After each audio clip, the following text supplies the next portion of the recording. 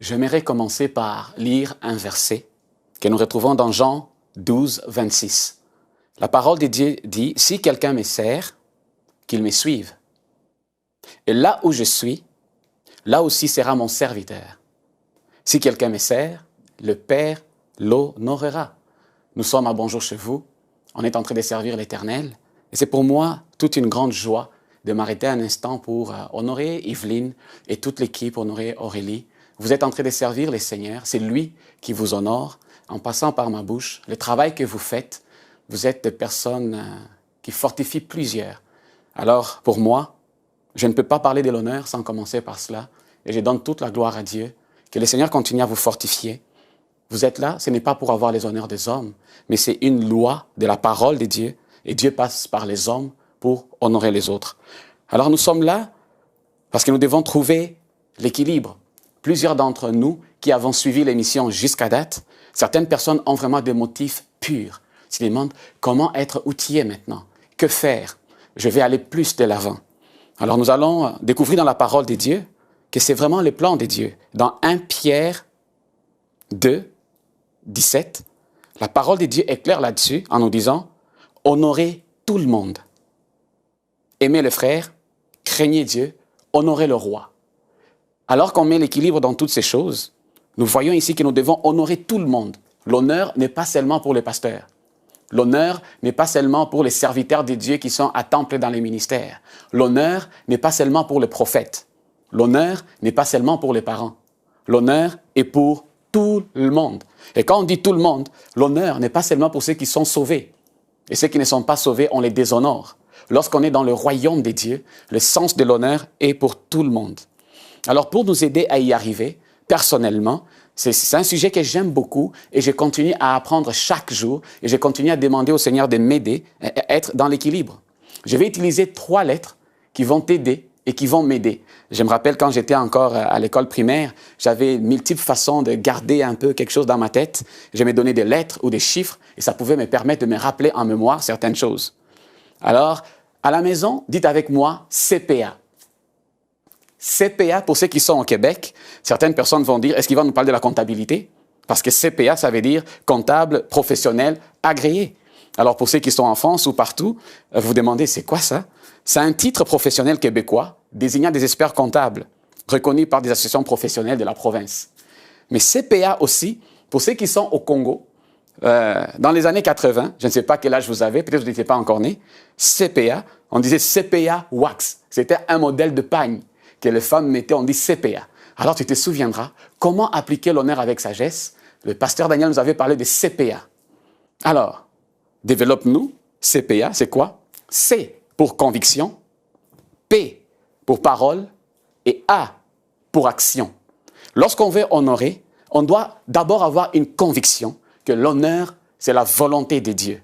C comme conviction, dans notre cœur, nous devons avoir cette nature divine au-dedans de nous. C'est une conviction qui doit s'installer. Dieu veut que tout le monde soit honoré. En commençant par toi-même, Dieu t'honore. Même si personne ne te l'a jamais dit, moi je te le dis en ce moment, Dieu t'honore. N'accepte pas les déshonneurs que les gens mettent sur toi. Que tu sois sauvé ou pas sauvé, Dieu t'honore.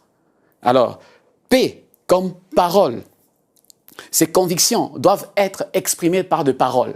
Tu ne peux pas juste dire « j'honore dans le cœur », mais tu ne verbalises pas. De peur de dire, si je verbalise, la personne va mal prendre. Non, pas du tout. Les abus de certaines personnes ne doivent pas annuler la loi de Dieu. Toi, tu dois être honoré et honorer les gens. A, pour des actions qui vont suivre les paroles. Parler est une chose, mais il faut faire des actions. Alors, j'aimerais qu'ensemble, nous voyons en quelques minutes, lorsque nous parlons de honorer Dieu, CPA pour Dieu, la conviction que Dieu veut que l'honneur, qu'il soit honoré, c'est un Père. Dieu est un Père. Dieu, je ne vous citerai pas beaucoup de versets bibliques, mais je sais que vous l'avez déjà au-dedans de vous, parce que la plupart d'entre nous n'avons pas de problème pour honorer Dieu. Le problème va se situer plus au niveau des hommes de Dieu, des membres des familles, des gens qui ne doivent pas avoir l'honneur.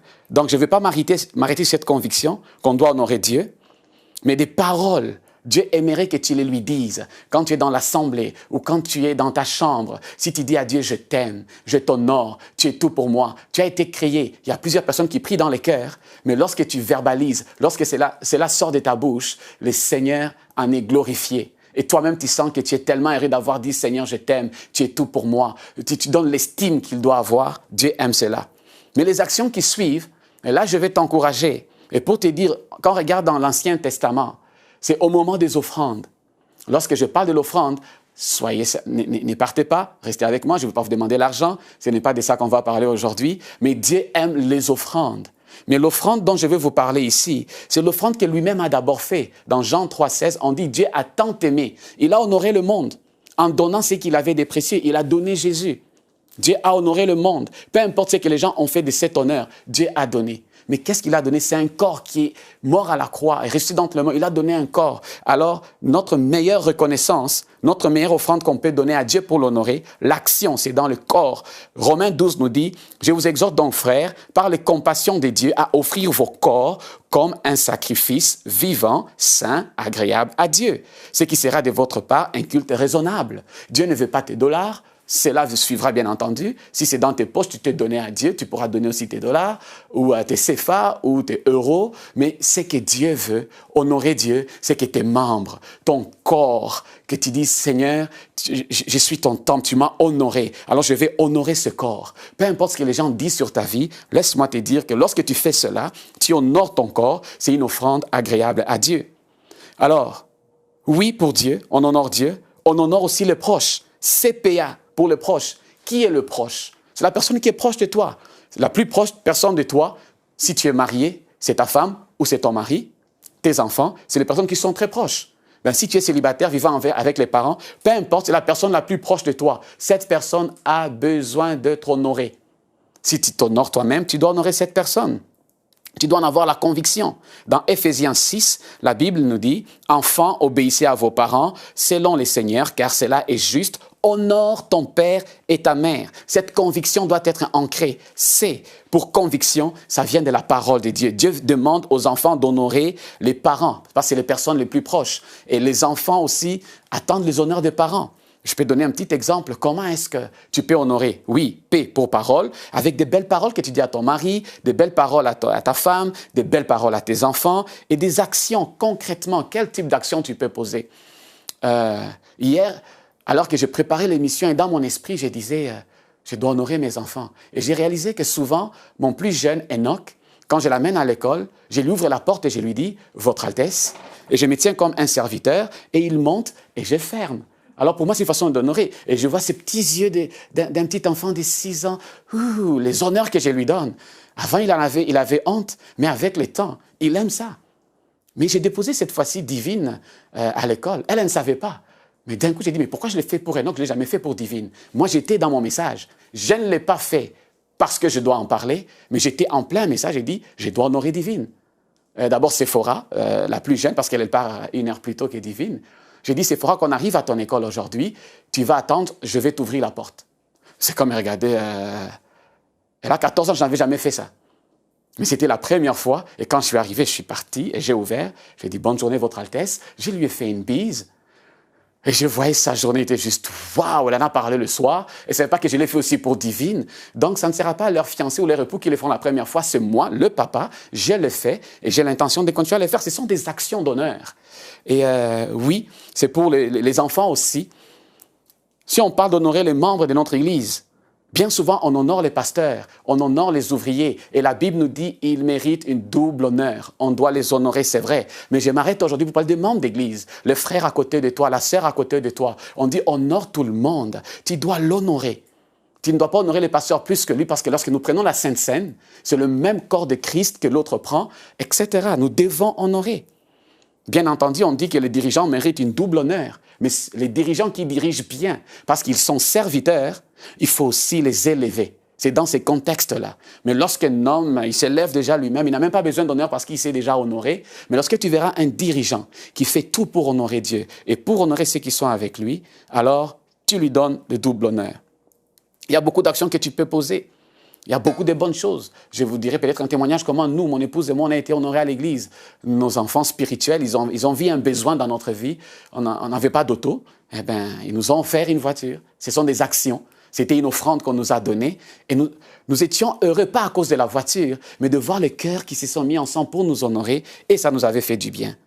CPA, conviction, parole, action, pour les dirigeants du pays.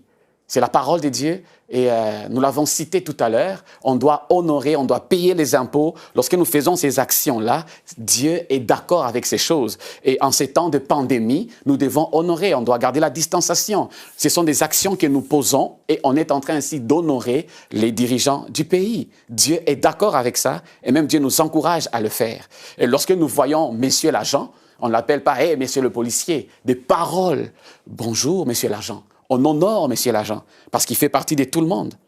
Et des belles paroles. Si vous lisez dans l'histoire de Daniel, Aurélie en a parlé tout à l'heure. Il a dit « Ô roi, vis éternellement ». Des belles paroles, même si c'est un roi païen, c'est un roi qui ne connaît pas Dieu, mais il parle avec sagesse. Regardez comment Daniel parlait avec l'intendant pour avoir une grâce de ne pas être essuyé. Il a dit « Si tu as trouvé bon, nous sommes tes serviteurs, donne-nous à manger seulement ceci ». Il n'a pas dit « Je suis enfant de Dieu et vous allez voir, vous êtes des païens ».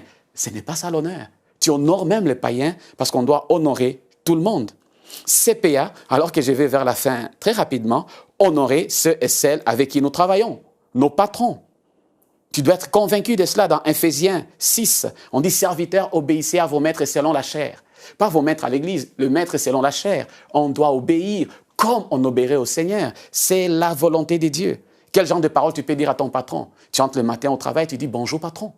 Tu ne l'appelles pas par ton nom. « Hey, bonjour Victor. Hey, bonjour Philippe. » Il n'y a pas un péché en faisant cela, mais laisse-moi te dire, quand tu arrives, tu dis « Bonjour patron » ou tu dis « Bonjour PDG ». Les gens, hey, il va se gonfler les épaules. Pas du tout. Tu as juste le sens de l'honneur.